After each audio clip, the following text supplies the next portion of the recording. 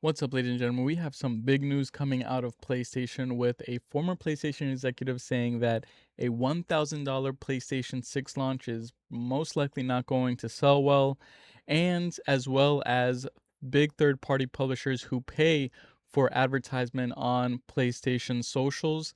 They are outraged and completely upset by the fact that PlayStation is getting completely lambasted in their comment sections with the whole movement about no disc no buy. And we can get into that first by going here, and as we can see here, it says former PlayStation boss Sean Layden expressed concerns over the PlayStation 6 potential price amidst rumors that it may launch at $1,000. He remarked, "That's a whole lot of money," pointing out that Sony is hitting a ceiling on how much it can upgrade the system's tech before it prices out consumers. He questions, how much more ray tracing can you put in there?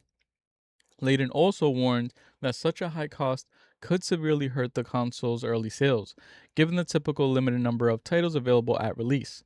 When a new console launches, you're not going to have a lot of games for it. You can have anywhere from maybe 6 to 12 that'll be out there at that launch window. And if you put a 4-digit price tag on the hardware against that, I think you really slow down the adoption curve tremendously. So, do you intend to buy a PlayStation 6 given the price tag and the potential digital only future? Now, I have that same sentiment. I believe that if you are going to be putting this out for $1,000+ at launch, you are not going to get the greatest adoption off the bat. You're probably going to get a few people who are very passionate about, who are very big fans of PlayStation buying that console, and a very niche group of people, but the mass audience will not be rushing out to buy a $1,000 PlayStation 6 console. And I think that PlayStation is also aware of that, so I believe that that's why they're making all these moves, and they're trying to make as much profit in other areas so they can offset that sale loss. But now moving on to the next piece of news here, we have here from Moore's Law is dead. It says the chaos of PlayStation social media has just sparked a direct firestorm with developers in the industry. According to a leak from Moore's Law is Dead, third party studios are shelling out thousands of dollars to Sony just for the privilege of securing a promotional tweet in a specific time slot on their official accounts. The problem is that with the current wave of outrage and massive complaints flooding PlayStation's profiles, every paid announcement is getting buried under the community's hate. Anonymous sources within the studios are blunt. They're furious. Shelling out a fortune for premium marketing only for your game's announcement to be met with toxicity toward Sony's policies is shattering publishers' trust.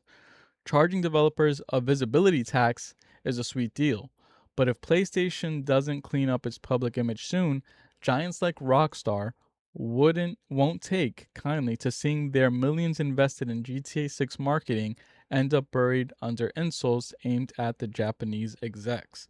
And we can actually see more of this from Moore's Law is that himself in his podcast. He goes on to say this. We can go see here. You to be the lead sponsor. You'll still probably get most of the sales. That's really important.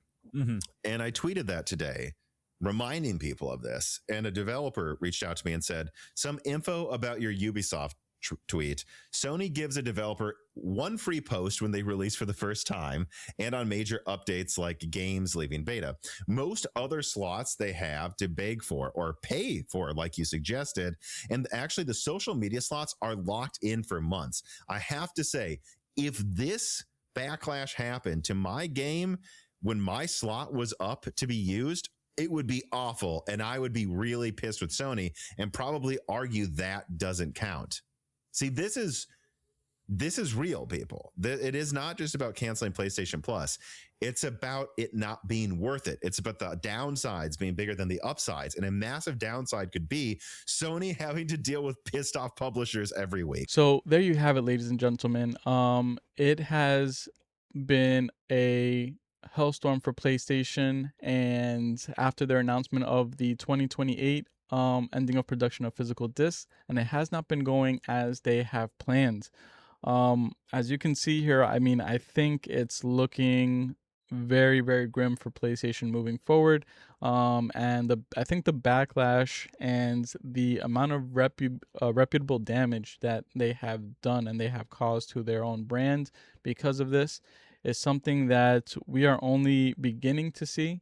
And I think it's something that's going to last for several years to come. I believe that they have, pissed off a very hardcore and dedicated fan base who probably purchase both physical and digital games and sometimes purchase the same game twice to have it on a physical and a digital version, and to completely just disregard that customer base just because they think that they can maximize profit in the short run and not see the head for the trees and see the lasting effects long term, really just goes to show how much of a blunder this is for them. But let me know what you guys think in the comments below. I mean, if PlayStation 6 is really going to be $1,000+ at launch, do you really think it's going to sell that well or as well? Would you be picking one up? And in terms of their marketing, like I said, I don't know if this is gonna get any better for them within the short time. So let me know what you guys think in the comments below, and I'll see you guys in the next video. Peace.